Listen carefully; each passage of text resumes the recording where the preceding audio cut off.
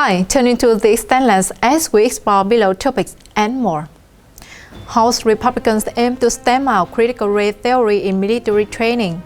Fox News files to dismiss the Dominion voting system $1.6 billion lawsuit.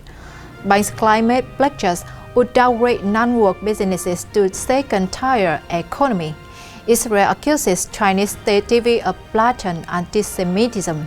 New York AG investigating Trump organization in criminal capacity. Welcome back to the Extent Lens. I'm your host, Katherine Dang. We will be posting exclusive episodes daily you can only find in the Extent Lens. So we invite you to like and subscribe. And let's start today by talking about House Republicans aim to stamp out critical race theory in military training.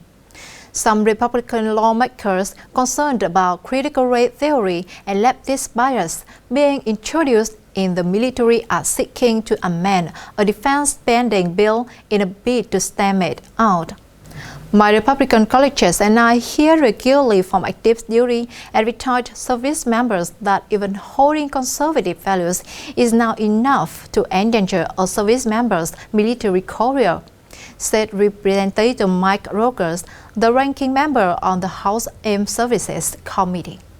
In the Senate, Senator Tom Cotton suggested that Republicans may have to hold up the NDAA to ban critical race theory in the military. The quasi-Marxist critical race theory, which claims racism is ingrained in the United States, which also posits there is a power structure between the race of oppressors and that of the oppressed.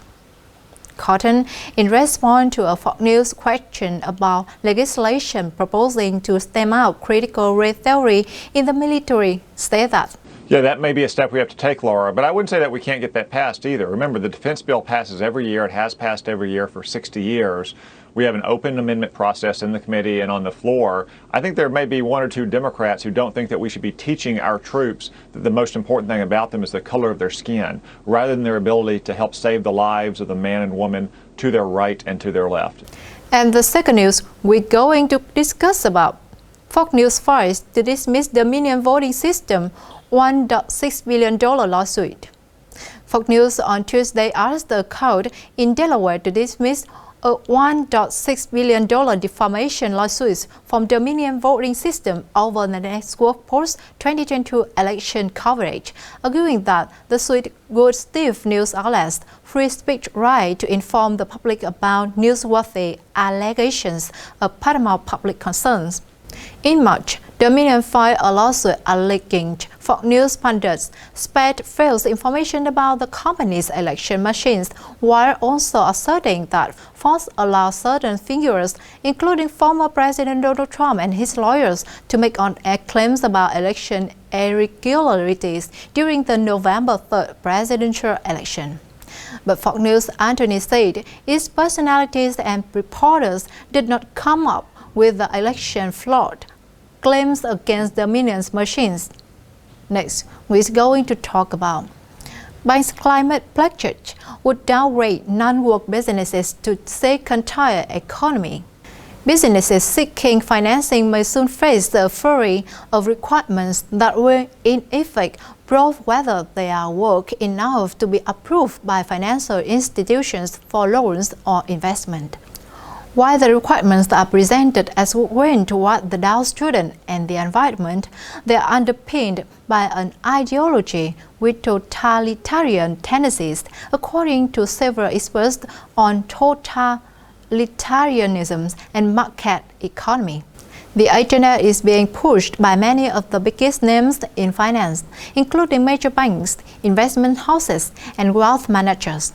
If successful, the financial institutions' agenda would create a true-fight economy with a work class slated for preferential treatment and the dissenters relegated to picking up the scraps, the experts said.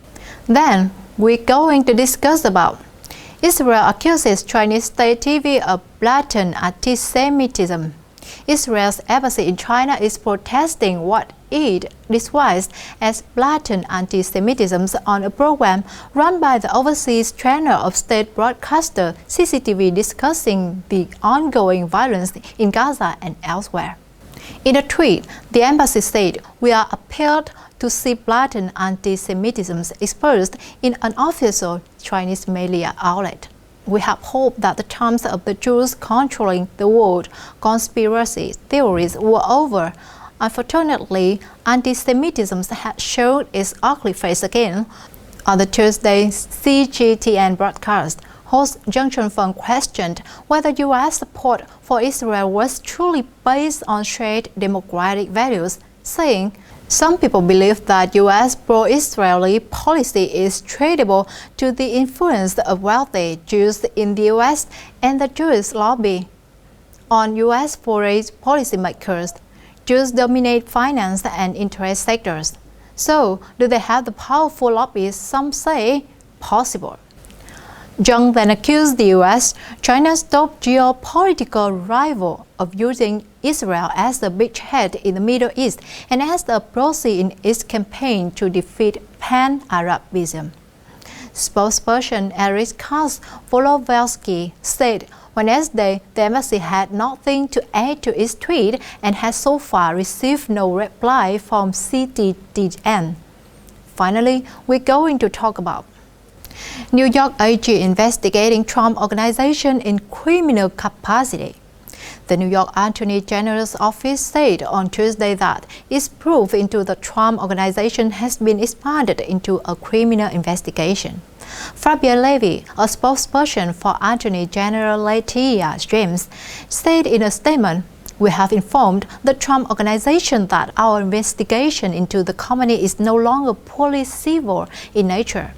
We are now actively investigating the Trump Organization in a criminal capacity along with the Manhattan DA." Since 2019, James has been investigating allegations that former President Donald Trump and the Trump Organizations had improperly manipulated the value of assets on annual financial statements in order to secure loans and obtain tax benefits. The probe began after Trump's former lawyer Mitchell Cohen testified to Congress. James investigators are working with Manhattan District Attorney Cyrus Vance, who has been conducting a criminal investigation into Trump and his company for 2 years. James and Vance are both Democrats. And that's all for today, my friends. What do you think? Let me know below. If you like what you had, don't forget to share it with at least one of your friends, because everyone deserves to know the truth. Thanks for tuning into The Extended Lens. I'm Katherine Dang, and see you next time.